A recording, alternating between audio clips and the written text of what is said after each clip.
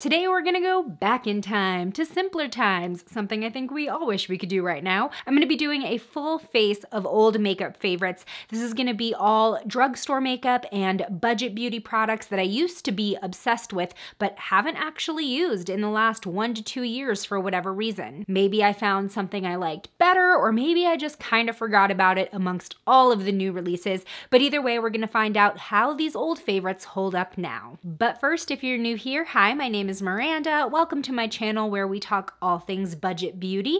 If that sounds interesting to you, then become the newest member of the Slashed Squad by hitting subscribe and the bell icon. If you've been subscribed to me for the past couple years, then a lot of these products will probably look familiar or nostalgic, so let's get straight into it. Starting out, I'm going to be applying my go-to favorite foundation from like 2019.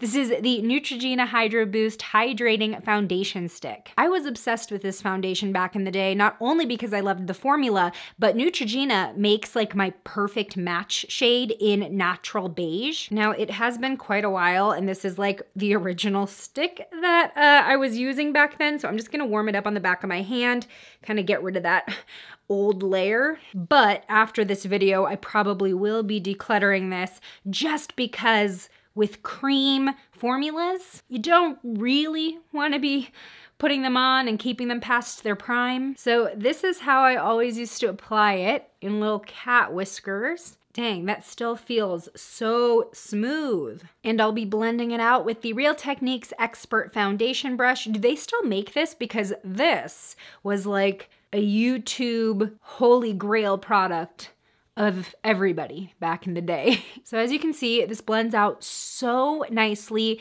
and I would say it's like medium to full buildable coverage. I had some leftover acne from my period, and that's being covered up really nicely. I looked up all the products that I'm using in this video, and it does look like most of them are still being sold, but this one looked like it might be discontinued soon just because it's like selling out everywhere. I kind of hope not though, now that I'm just rediscovering how much I love it. I mean, first of all, that foundation match though, like I said, Neutrogena, it's never too yellow, it's not too pink, like they really just nailed my undertone. But you can see there is just like a slight radiance. It makes my skin look healthy, but not shiny or greasy. It doesn't feel heavy. For a cream foundation, this does the most. And back in the day when travel was the thing, this was also just such an easy foundation to travel with because I didn't have to worry about it leaking anywhere. Yeah, I would say this favorite holds up. Still such a beautiful finish, and the fact that this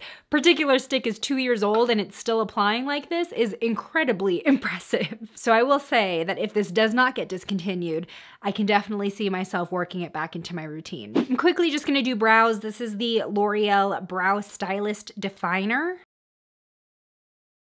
I'm actually very glad to be going back to this favorite. I found an unopened Covergirl Lid Lockup Primer in my PR stash, and I was trying to stick with that e.l.f. Putty Primer, but I'm still not completely sold on it. It's just so dry, but it dried out so fast that I still have so much product left, and I want to get use out of it, but like, so this is still such a great primer. It is still being sold, and it's just so smooth on my lids. Such a difference from the e.l.f. one. I'm definitely gonna start using again regularly. However, I was thinking of doing like a best drugstore eyeshadow primer video where I test a bunch of them side by side, so let me know if that's something you'd wanna see. Very excited to dip back into this eyeshadow palette that I have not used in forever, but I used to be obsessed with. This is the Revolution Pro New Neutrals palette. It is $20 and still available at Ulta. So as you can see, it is one of those sort of rosy, mauve-y berry color stories, which was very popular at the time that this came out. While I love how these shades look on me and these types of colors, I think I just was kind of over it because, like I said, every brand was putting out these colors at the time. This was also, I think, the first palette that I tried pressed glitters in. I'm gonna dip into Whisper as my transition shade here. You know, I feel like Revolution Pro was also sort of a launch that didn't get the hype that I thought it was going to.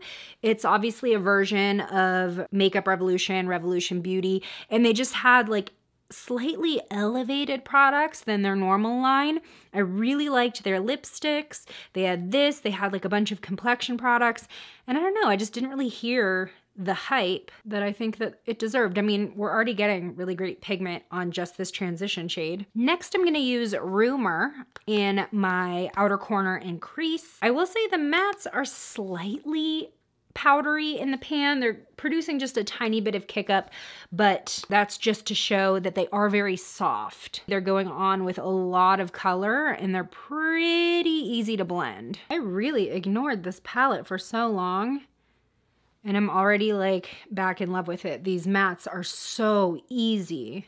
You know, I'm starting to think maybe one of the reasons why Revolution Pro didn't get as much attention or, I don't know, traction is because since they were a little bit more elevated than the typical Makeup Revolution launch, their prices also sort of reflected that, like the $20 drugstore makeup palette. But, you know, I kind of feel like that's the way that drugstore makeup is going. As the quality increases, we're seeing the prices rise. I mean, NYX now sells those $35 palettes, like the big ones. So I do think I want to go back into one of these glitters. So I'm going to put on some NYX Glitter Primer. I'm just going to pat it where I intend on putting the glitter. That way we can avoid crazy fallout because I did do my face first.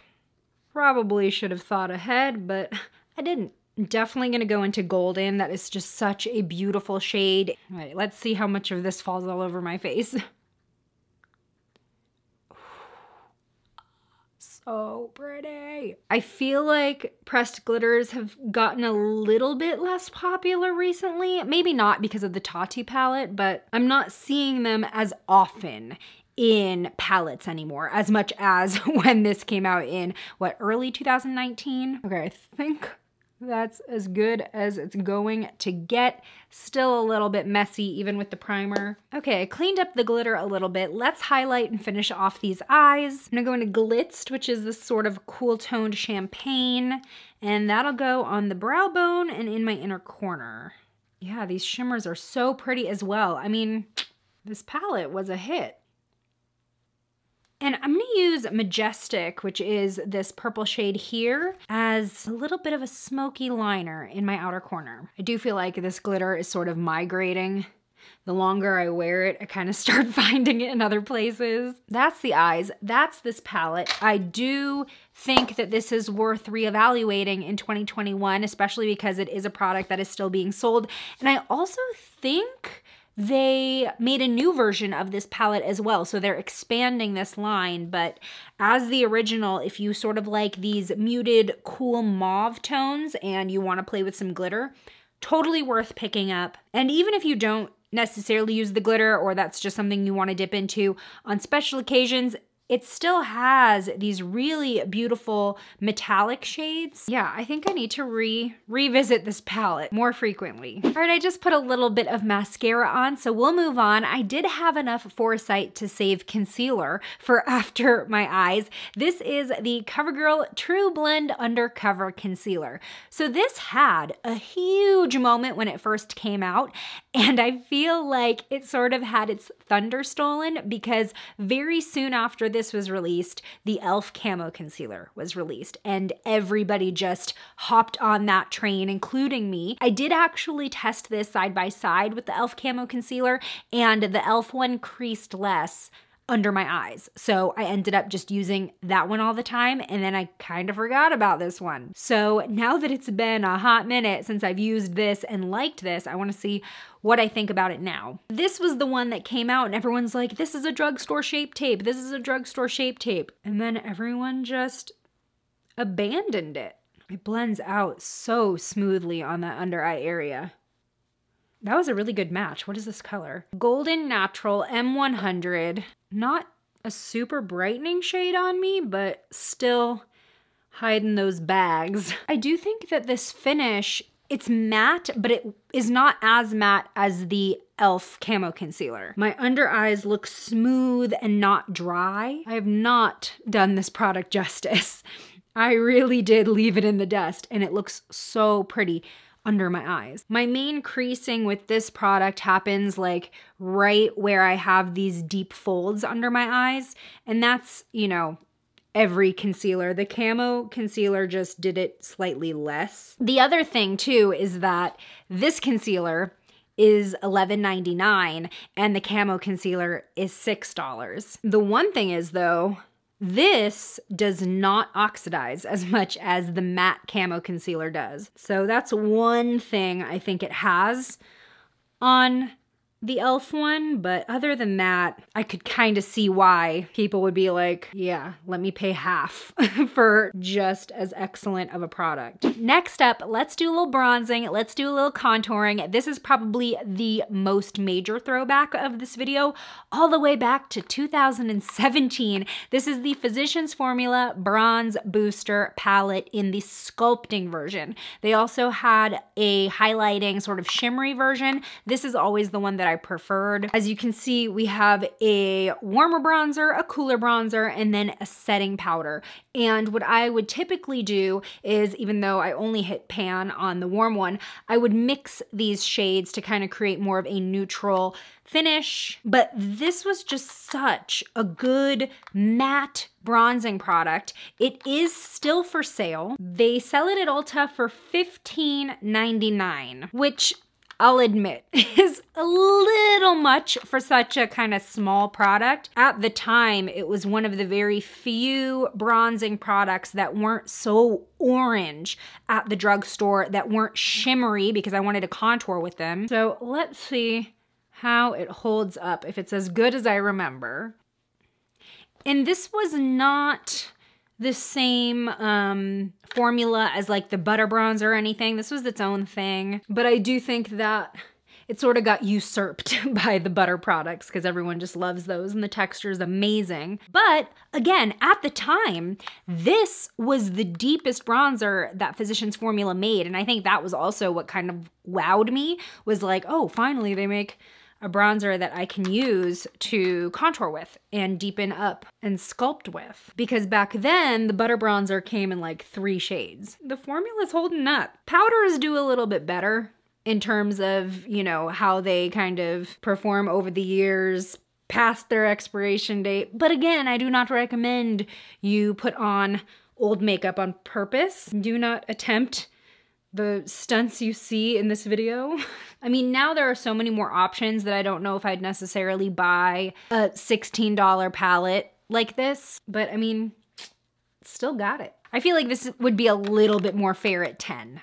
A little more fair. Also, I don't think I've ever used this setting powder. For the blush and highlight, we're gonna use sort of sister products from AOA Studio, which is the Shop Miss A brand. We're gonna use their Hush Cream Blush and their Dewy Cream Highlighter. These were one of the first few products that I was really floored by from AOA because, again, these are just $1. Now, they are pretty tiny, but these formulas do not require you to use a lot. And when I first got these, I could not stop using them. So let's see, we've got the Hush Cream Blush in the shade Cupid, which is a really pretty medium toned pink. And I'm just gonna use my fingers. Okay, good news is it still feels creamy. Okay, so I'm just gonna tap on. I mean, you can see we've got pigment. And just kind of blend it back. I mean, this performs like a high-end blush. I don't know if I necessarily even have a reason for kind of ignoring this in my collection. This is so pretty.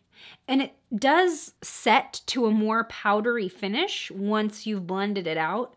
So it doesn't really have a dewy look to it. And it just looks so nice on the skin. Really, really smooth. Yeah, you were getting like almost a matte finish that doesn't look dry or flat at all. Like you can still kind of see a little bit of radiance, but yeah, that's so nice. Okay, let's move on to the Dewy highlight. This is in the shade Dream, which I believe is like an iridescent champagne. I think there's like some kind of a pinky shift to it, so let's check it out. Now, this has a very different texture than the blush. This feels a lot more slick, where the Hush blush does have like a thicker, kind of tackier consistency as you're applying it, but then it does dry down to just be like skin. You know what? I'm having kind of mixed thoughts on this one, and I'm not sure if it's just a combo of the products that I used or if it's the highlighter, because I feel like it's actually disturbing the blush a little bit, maybe because those textures are different, but okay, this side is better. Maybe I'm just smoother on this side. Maybe it's not that bad. Yeah, for some reason on this side, it kind of went on a little patchy, but this side's looking a lot better. I really like that it's not shimmery. It's just the pigment in this cream that's creating that glow and that highlight. Honestly, this isn't as strong as I remember it being though. I remember this being like a bam kind of highlight, and this is more like a boop, a boop highlight. I don't know. Yeah. On the nose too, it's just looking a little funky in terms of the texture. Interesting. So this one might not be as good as I remember it being, actually. It could just also be that this is an older compact, but I remember this being an 8 and I feel like it's clocking in at about a 6. Last but not least, this liquid lipstick was up there amongst my favorites at the time. This is the BH Cosmetics Cashmere Cream in the shade T. I remember these being so comfortable, super long wearing. First off, I forgot how awesome these little applicators are. It's a doe foot, but it's so thin that you can really get in there without really needing to line the lips ahead of time. So let's just go in and see what happens. My lips have been a little dry with the winter weather, so I'm interested to see how this does with that in mind. I vaguely remember comparing this to the NYX soft matte lip creams in terms of the texture, because it is sort of this moussey feeling as you apply, but I liked them way better than the soft matte lip creams because they didn't dry as much as those do on the lips.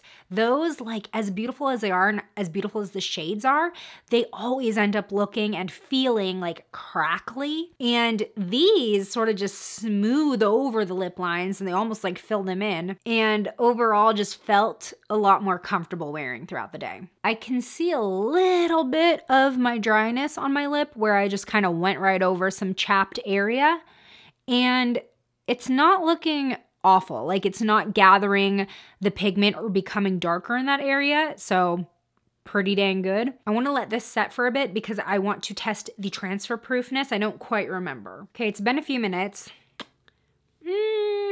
Not quite transfer proof, but at least the color on the lips doesn't look too disturbed. Yeah, I do feel like without being transfer proof, these aren't as like holy grail anymore, because if I'm doing the whole liquid lipstick thing, I don't want to have to worry about it. So, another interesting reevaluation. Well, this was a fun look back at some of my old favorites and a good opportunity to reevaluate why I wasn't using some of these for the past couple years. Now, I know I kind of failed at my Shop My Stash series, but if you want more videos like this where I revisit older releases and see if I still like them, that is something I can definitely do. In fact, let me know in the comments right now if there are any products that you've heard me mention in the past and you're curious if I still use or like them now. Today's shout out goes to Meg. Thanks for being a member of the Slashed Squad, and join me over in this video next where I try drugstore makeup that beauty gurus used to rave about. I'll see you over there. Bye!